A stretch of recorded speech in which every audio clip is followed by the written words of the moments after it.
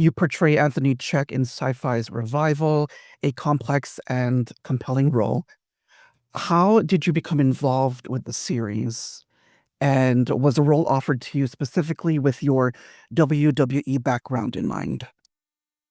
I think the role was offered more specifically to me because they knew I was a fan of the source material. I was approached many years ago now. I was shooting a movie in the Chicagoland area called Girl on the Third Floor, and we were visited on set one night by Tim Seeley, the author of the comic book Revival, and Aaron B. Koontz. And they pop by to say hi, and they mentioned that they were developing Revival as a television show, and they had me on their bucket list of people they wanted to be in the show. And being a fan of the comic book, I of course was like, two thumbs up, guys, like, let's do this. And then, luckily, it came to fruition this many years later. Perfect. In Revival's promotional materials, you're credited as CM Punk, while on the show itself, you're listed under your real name, Phil Brooks. How do you determine which name to use for different types of projects? I let well, and it's above my pay grade to tell anybody in the promotional side of things what to do. I think if you put Phil Brooks on something, it's not going to garner as much interest as putting CM Punk on something. But I personally make the distinctive difference of I'm CM Punk in wrestling. That is the character I play in wrestling, and when I am acting, television, movies, whatnot, I'm Phil Brooks. That's me. You know, it confuses a lot of people. It gives a lot of people the impression that they can on the street call me by my government name when there's all kinds of weird different rules in pro wrestling and stuff like that. But that's how that differentiate it. Like, I'm not CM Punk playing Anthony Check. I'm Phil Brooks playing Anthony Check. And your performance as Anthony comes across as incredibly natural. Is acting in scripted television and film something you see yourself pursuing more seriously outside of WWE? Oh yeah, I think I'm pursuing like any role that comes to me. I take very seriously.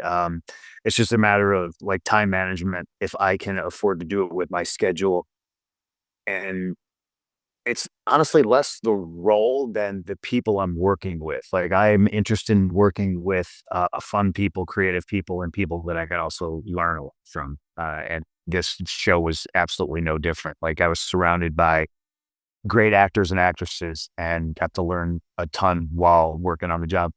Nice.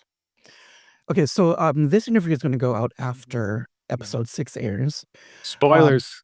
yes, so we're going to go into spoiler territory a little bit here. The Bloodlines episode features a pivotal and intense fight scene between Anthony Check and M. Cypress. You worked closely with Romy Weltman, her stunt double Chanel Hunter, and stunt coordinator Max White. What was that collaboration like, and did your experience in WWE influence how the scene was choreographed or executed? So anytime I act on TV or movies and I have to do anything physical, like, there's obviously safety first, and there's always stunt coordinators, there's stunt doubles. And I always feel really, really bad because more oftentimes than not, I never wind up using my stunt double. They're there. They do the painstaking, sit in a trailer for hours and get tattoos put on. But I'm more of a hands-on guy.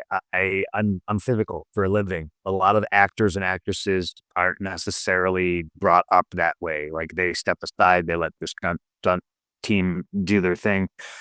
And me, it's a conversation you have with the director, with Romy, whoever you're in the scene with. And I pulled everybody aside, and I thought that to really make this kind of stand out and be special, to get better close-up shots to see that it's actually us, I think we can, maybe, bend the rules a little bit here and get a little bit more physical than maybe most people are used to.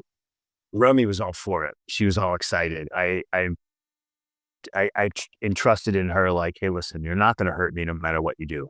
You know, we can still use movie magic here and there, but it needed to be really physical. The character of M, with the brittle bone disease and being a reviver and being uh, small in stature, and Anthony Check being this big bad guy.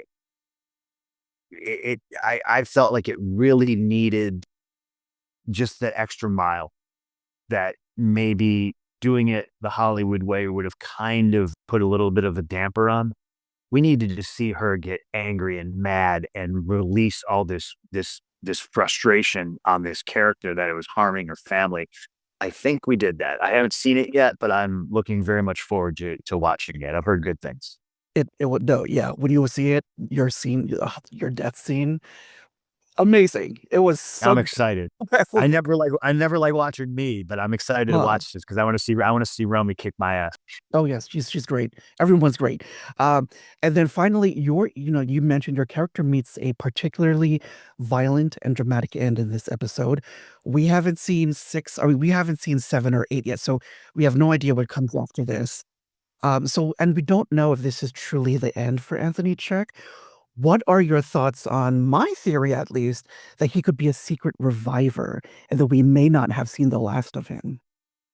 It'd be interesting, but we're approaching super huge spoiler territory. So, um, selfishly, yeah, selfishly, I would love it. Like, I don't know what the future holds for Revival. I love the show. Yeah, I'm in it, so it might be easy to say that, but like, even if I wasn't in it, I was a fan of the source material. I'm a fan of the show. I watch it with my wife, so it's very enjoyable. So it's just like, knock on wood, fingers crossed, this gets picked up, and they can tell more of the story. Unless unless one season is all we need. But I love everybody involved in it. So I wish them nothing but continued success. And if that means season two, I want to see season two. Does that mean Anthony Check comes back? I don't know. We'll have to wait and see.